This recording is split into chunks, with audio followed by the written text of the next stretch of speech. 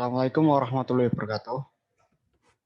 Kami dari kelompok 3 izinkan untuk menyampaikan presentasi mengenai pembahasan penggunaan aplikasi Mendeley.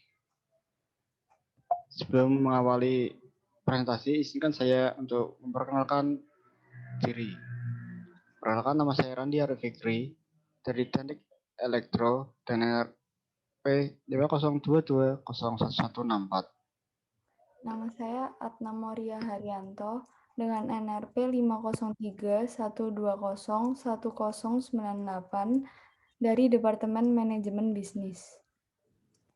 Nama saya Raja Raihan Ramadan dengan NRP 50312011026 dari Departemen Manajemen Bisnis. Perkenalkan, nama saya Mutiara Tawakal Cendikiarani dengan NRP 50222011162 dari Departemen Teknik Elektro. Yang pertama, saya akan bahas tentang pembacaan referensi.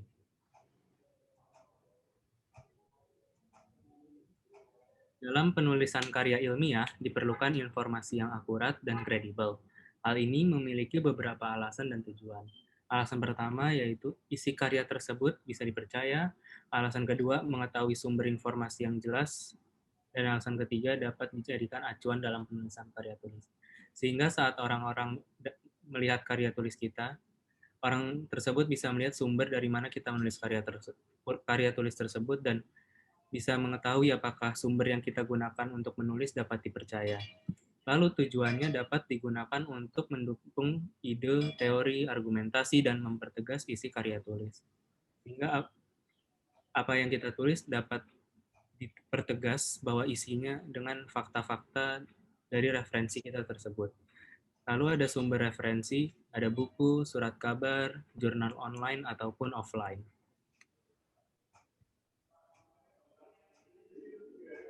Yang kedua, yaitu saya akan menjelaskan tentang kriteria-kriteria mencari referensi yang kredibel. Menurut duniadosen.com, berikut adalah ciri-ciri literasi yang kredibel. 1. Format ukuran buku sesuai dengan ketentuan Pedoman Operasional Penilaian Angka Kredit Dosen, yaitu ukuran kertas maksimal 15,5 x 23 cm dengan tebal minimal 200 halaman. Kedua, buku tersebut harus memiliki ISBN, yaitu International Standard Book Number. Yang ketiga, menggunakan gaya bahasa formal. Yang keempat, struktur kalimat minimal SPOK, yaitu subjek, predikat, objek, keterangan. Yang kelima, menggunakan catatan kaki, catatan akhir, daftar pustaka, dan jika mungkin menyertakan indeks. Yang ketujuh, mengandung banyak pemikiran, konsep bidang ilmu, dan penelitian. Dan yang terakhir adalah diterbitkan oleh penerbit buku yang kredibel. Untuk jurnal sendiri bisa dikatakan kredibel karena ia mempunyai 4 kategori, yaitu Q1, Q2, Q3, dan Q4. Jurnal dengan kategori Q1 adalah jurnal 10 teratas yang paling berpengaruh terhadap disiplin ilmu tersebut. Lalu jurnal Q2 yaitu jurnal yang berada di peringkat 11 sampai 20. Q3 di peringkat 21 sampai 30 dan terakhir adalah Q4 yang berada di urutan 31 sampai 40. Selanjutnya dapat dilihat melalui domain website. Jurnal kredibel biasanya terdapat pada domain gov, edu, ac, com, org, dan net. Jurnal Indonesia yang menggunakan bahasa Inggris bisa dikatakan berkualitas dan berkredibel jika terdapat indeks Scopus. Terakhir, dengan mencari referensi jurnal pada laman Google Scholar. Karena laman Google Scholar merupakan website terpercaya dalam pencarian jurnal. Yang ketiga, saya akan menjelaskan cara penelusuran referensi secara daring. Pertama-tama, kita dapat mengunjungi website www.mendeley.com. Di situ akan muncul seperti yang ada di layar ini. Setelah itu kita dapat mencari jurnal yang akan kita cari di search for article. Di situ akan muncul jurnal-jurnal yang akan kita cari. Seperti contohnya di sini, saya dan teman-teman mencari jurnal mengenai temanya etika akademik dalam perkuliahan. Lalu selanjutnya akan muncul jurnal-jurnal yang paling mirip dengan tema tersebut. Nah, ini kita menemukan jurnal analisis peranan kurikulum dan lingkungan akademik terhadap tingkat pemahaman dan kepekaan mahasiswa terhadap korupsi dan tindakan tidak beretika dalam bisnis. Lalu, cara untuk menyimpan citasi jurnal tersebut adalah dengan cara menekan tombol Add to Library. Setelah itu, akan muncul View in Library yang artinya jurnal tersebut atau citasinya sudah kita simpan dalam aplikasi Mendeley. Nah, lalu selanjutnya kita dapat membuka aplikasi Mendeley yang ada di PC atau laptop kita.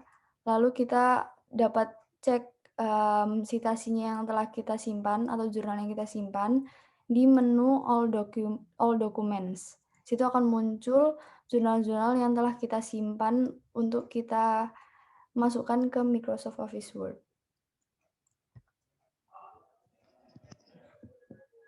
Selanjutnya, saya akan menyampaikan acara tentang menulis sumber kutipan pada Microsoft Word dengan menggunakan aplikasi Mendeley. Sebelum kita menulis citasi pada Microsoft Word, pastikan aplikasi Mendeley telah terinstall aplikasi yang bernama Microsoft Word Plugin. Jadi, aplikasi tersebut dapat memungkinkan adanya hubungan antara aplikasi Microsoft Word dengan aplikasi Mendeley. Dan kita mampu menggunakan aplikasi Mendeley pada Microsoft Word. Lalu setelah kita melakukan instalasi Microsoft Word Plugin, tekan pada tombol referensi yang ada di toolbar dan masuk, dan tekan lagi pada tombol Insert for Edit Citation. Setelah kita menekan tombol atau menekan toolbar yang bertuliskan Insert or Edit Citation, akan muncul bar seperti yang di pojok kanan atas. Jadi untuk bar tersebut kita harus mengetik citasi apa yang akan kita gunakan untuk penambahan di jurnal kita. Kita contohkan kita menulis kata-kata etika, lalu muncul kalimat atau jurnal yang sama yang akan kita butuhkan pada penambahan citasi yang akan kita gunakan. Next. Setelah kita tekan tadi jurnal yang telah muncul, nanti akan muncul bar seperti berikut di gambar kiri. Nanti tulisannya akan berubah menjadi nama penulis dari jurnal yang akan kita gunakan citasinya beserta tahan pembuatannya. Lalu saat kita klik tombol OK, nanti akan muncul tulisan nama penulis dan tahun pembuatannya pada penambahan citasi di jurnal kita.